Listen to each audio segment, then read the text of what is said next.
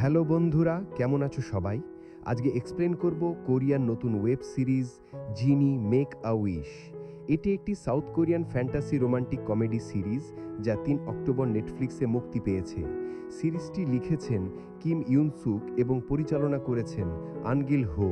প্রধান চরিত্রে অভিনয় করেছেন কিম উবিন এবং বে সুজি। এই ওয়েব সিরিজের মূল কাহিনী হলো একজন যে কোনো রকম হিউম্যান অনুভূতিগুলো যেমন কষ্ট, হাসি, ভালোবাসা, আবেগ প্রকাশ করতে পারে না। এমনকি সে অনেকবার মরার চেষ্টাও করেছে। মেন কথা হলো সে মরতে চায়, আর অন্যদিকে একজন তাকে মারতে চায়। এখন দেখার বিষয় কে কাকে মারে আর কে বা মরে, নাকি কাহিনী পাল্টে গিয়ে তাদের মধ্যে ভালোবাসার সম্পর্ক শুরু হয়। তাহলে আর বেশি স্পয়লার না দিয়ে আজকের এক্সপ্লেন ভিডিও শুরু করি। তো প্রথমেই আমরা কায়ং নামের এই সুন্দরী মেয়েকে মরুভূমির বালুর মধ্যে হাঁটতে দেখি, কিন্তু এক সময় সে হঠাৎ করে হোঁচট খেয়ে পড়ে যায়। এরপর সে দেখল বালির নিচে একটা অদ্ভুত জিনিস লুকিয়ে আছে। কৌতূহলবশত সেটাকে খুঁড়ে বের করতেই কায়ং দেখতে পেল ওটা আসলে আলাদিনের জাদুর প্রদীপ। প্রথমে রাগে কায়ং প্রদীপটিকে ছুঁড়ে ফেলে দিল, কিন্তু আশ্চর্যের বিষয়, প্রদীপটা আবার পেছন থেকে উড়ে এসে তার কাছেই ফিরে এলো। বিরক্ত হয়ে সে যখন সামনের দিকে এগিয়ে গেল, তখন আবারও প্রদীপের সঙ্গে হোঁচট খেয়ে পড়ে গেল। এবার সে মনে করল কেউ হয়তো তার সঙ্গে মজা করছে, তাই সে তার চুলের খোপার কাটা খুলে সামনের দিকে তাক করল। কিন্তু মরুভূমির দূর দূরান্তে কাউকে দেখতে না পেয়ে সে প্রদীপটি তুলে নিয়ে জোরে ঝাঁকালো।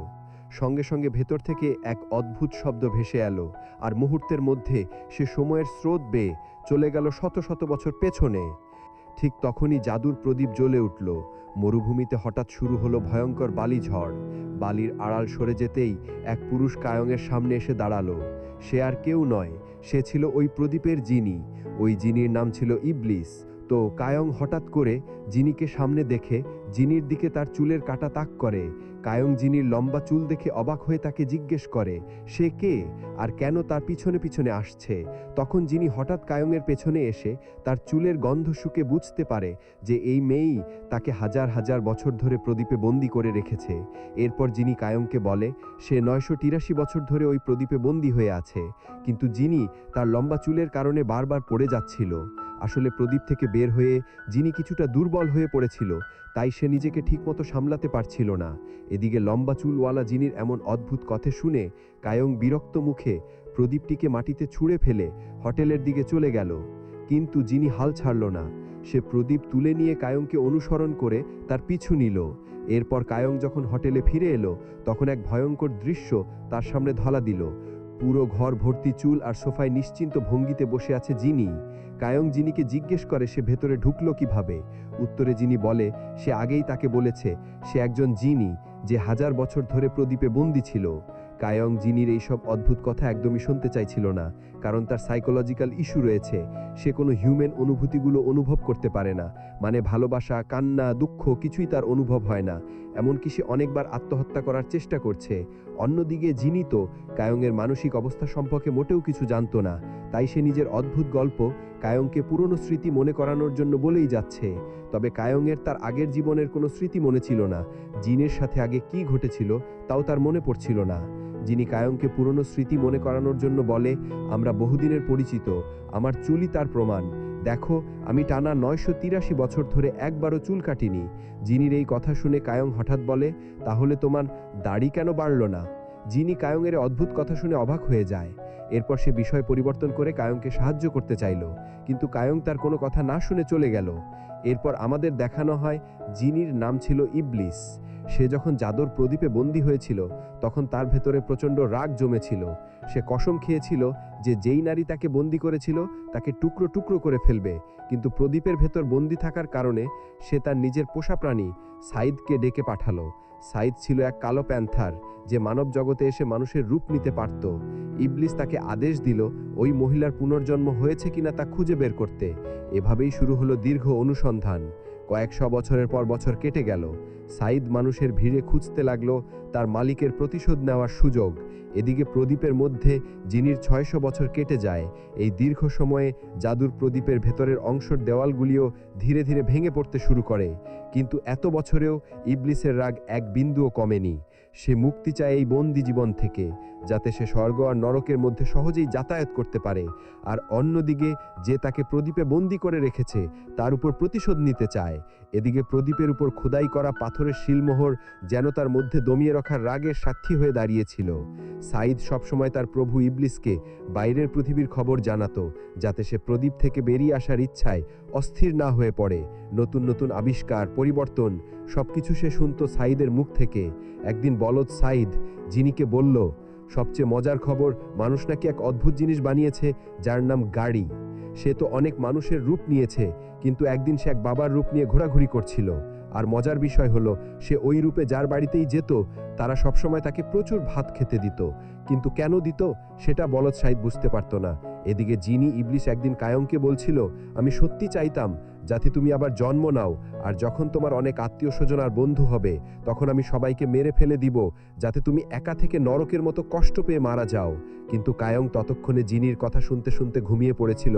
জিনির লম্বা চুলকে লেপের মতো ব্যবহার করে এ দৃশ্য দেখে জিনি ইবলিস প্রচণ্ড রেগে যায়। এরপর সে হঠাৎ করে আবার জাদুর প্রদীপের ভেতরে ঢুকে যায়। ঠিক সেই মুহূর্তে কায়ং হঠাৎ চোখ খোলে। এরপর সে প্রদীপটা তুলে প্রদীপের ভেতরে উকি দিয়ে দেখার চেষ্টা করলো। ঠিক তখনই প্রদীপের ভেতর থেকে জিনি ইবলিস বেরিয়ে এলো, কিন্তু এবার সে অন্যরকম আচরণ করে।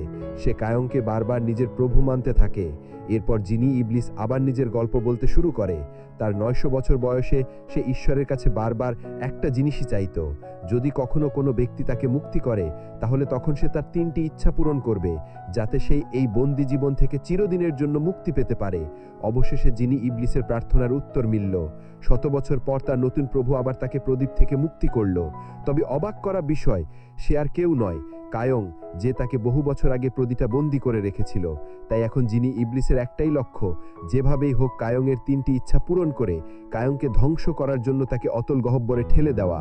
জিনি ইবলিস কায়ংকে বলে সে তার কাছ থেকে 3টি ইচ্ছা হিসেবে যেটা চাইবে সেটাই পাবে, তবে তার 3টি শর্ত আছে।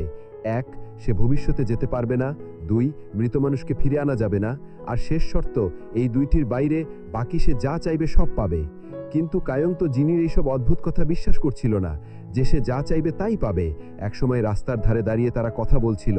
হঠাৎ এক মোটরসাইকেল দ্রুত চলে এসে জিনি ইবলিসের মাঝ বরাবর চলে যায়, আর এতে জিনি ইবলিসের শরীর 2 ভাগে ভাগ হয়ে যায়। এরপর সে কায়ংকে বারবার জোর করতে থাকে 3টি ইচ্ছা চাওয়ার জন্য।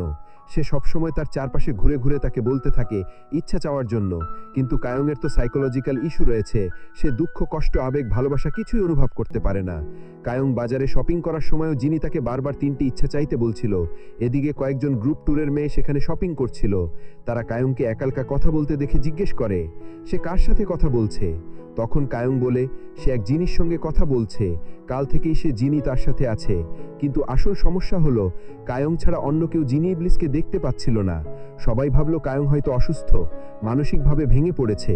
এদিকে কায়ং তখন ঘুরে দাঁড়িয়ে চিৎকার করে জিনিকে বকতে লাগে যে তুমি এক বলদ, তোমার এখনো দাড়ি গজায়নি, আবার লম্বা চুল নিয়ে সবসময় আমার পিছু পিছু চলে আসছো। তোমার বোকা বোকা কথা শুনলে তোমাকে মারতে ইচ্ছে করে। তুমি আমার সামনে থেকে সরে যাও, না হলে লোকে আমাকে পাগল বলবে। কায়ং রেগে গেছে দেখে জিনি তাকে শান্ত করে, কিন্তু কায়াং রাগে গাড়ি চালিয়ে সমুদ্রে চলে যায়। এরপর সে হাতের থাকা জাদুর প্রদীপটিকে জলের মধ্যে ছুঁড়ে ফেলে। কায়াং ভাবল এবার হয়তো সে মুক্তি পেয়েছে, ওই জিনি আর তাকে বিরক্ত করবে না। কিন্তু হোটেলে ফিরে এসে সে চমকে উঠল। জিনি ইবলিস তার আগেই হোটেলে এসে তার লম্বা চুল শুকাচ্ছে। এরপর জিনি হঠাৎ প্রদীপের মধ্যে প্রবেশ করে। এদিকে জিনির জ্বালায় অতিষ্ঠ হয়ে কায়াং চোখ মুখ ঢেকে ওই মরুভূমিতে গিয়ে প্রদীপটাকে ফেলে আসে। কিন্তু হোটেলে এসে দেখে জিনি ইবলিস তার আগেই সেখানে এসে বসে আছে। জিনি ইবলিস তাকে বলে, তুমি কি ভাবছো, এটা ফেলে দিলে আমি কি তোমাকে ছেড়ে দেব? তুমি তো আমার প্রভু। এই কথা শুনেই কায়াং তৎক্ষণাৎ বাজারে গিয়ে সবগুলো প্রদীপ দেখতে লাগলো। এরপর সে একে একে ওই প্রদীপগুলো স্পর্শ করে দেখলো যে সেগুলো থেকে কোনো জিনি বেরিয়ে আসছে কিনা। আর সেখানকার এক প্রদীপ থেকে জিনি ইবলিস মূর্তির মতো বেরিয়ে আসে। এরপর কায়াং অদ্ভুতভাবে জিনি ইবলিসকে জিজ্ঞেস করে সে উড়তে পারে কিনা। জিনি ইবলিস হাসি দিয়ে উত্তর দিল। তারপর হঠাৎ জিনি কায়াং ধরে উড়তে শুরু করলো। তারা দুবাইয়ের আকাশের উপর দিয়ে উড়তে লাগলো। উড়ে যাওয়ার এই অদ্ভুত দৃশ্য কায়াংকে প্রথমবারের মতো মুগ্ধ করেছিল। কিন্তু সে তো তার ভেতরের আবেগগুলো আর 5টা মানুষের মতো দেখাতে পারত না, ফলে তার মধ্যে এই আনন্দটুকুও সে প্রকাশ করতে পারছিল না। এরপর তারা দুবাইয়ের এক হোটেলের সেন্টার পয়েন্টে এসে নামল। সেখানে কায়াংয়ের মুখে প্রথমবারের মতো হাসি ফুটে উঠেছিল। এরপর জিনি ইবলিস তাকে বলে, তোমার 3টি ইচ্ছা পূরণ করার পরেই আমি সব বাঁধন ছেড়ে মুক্ত হয়ে যাব, আর তারপর আমি তোমাকে হত্যা করব।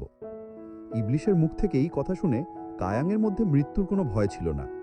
এরপর কায়াং হঠাৎ জিনি ইবলিসকে ছাদ থেকে ফেলে দিল, কিন্তু পরের মুহূর্তেই জিনি ইবলিস নিচে না পড়ে ওপরে উঠে আসলো। এরপর সে কায়াংয়ের গলা চেপে ধরল, কিন্তু কায়াংয়ের চোখে মুখে কোনো ভয় ছিল না, কারণ তার মধ্যে কোনো অনুভূতি সে প্রকাশ করতে পারত না। কায়াং পাগলের মতো হাসছিল আর জিনি ইবলিসকে বলছিল তাকে নিচে ফেলে দেওয়ার জন্য। জিনি কায়াংয়ের অদ্ভুত আচরণ দেখে হতবাক হয়ে তাকে নিচে ফেলে দেয়, কিন্তু নিচে পড়ে যাওয়ার সময় কায়াংয়ের চোখে মুখে কোনো রকম মৃত্যুর প্রতি ভয় ছিল না, যা দেখে জিনি ইবলিস তাকে উপরে তুলে আনে আর কায়াংয়ের চুলের গন্ধ শুকে বলে, তুমিই সে যে আমাকে প্রদীপে বন্দি করে রেখেছিলে, তবে আমি তোমাকে এখন মারব না। আগে আমি তোমার সব কাছের মানুষ, বন্ধু, আত্মীয় স্বজনদের মেরে ফেলব, যাতে শেষ পর্যন্ত তোমার পাশে কেউ না থাকে। তখন তুমি একা হয়ে আপনজনদের হারানোর কষ্ট সহ্য করতে না পেরে নিজেই মারা যাবে। এরপর জিনি ইবলিস হঠাৎ করে অদৃশ্য হয়ে গেল, আর এখানেই জিনি মেক আ উইশ সিরিজের প্রথম পর্বটি শেষ হয়ে যায়। এই সিরিজের প্রথম পর্বের এক্সপ্লেন তোমাদের কেমন লাগলো অবশ্যই কমেন্ট করে জানাবে। যদি আমি রেসপন্স ভালো পাই তাহলে বাকি পর্বগুলি খুব তাড়াতাড়ি আপলোড দেব। তাহলে আজকে এখানেই বিদায় নিচ্ছি, দেখা হবে পরের ভিডিওতে।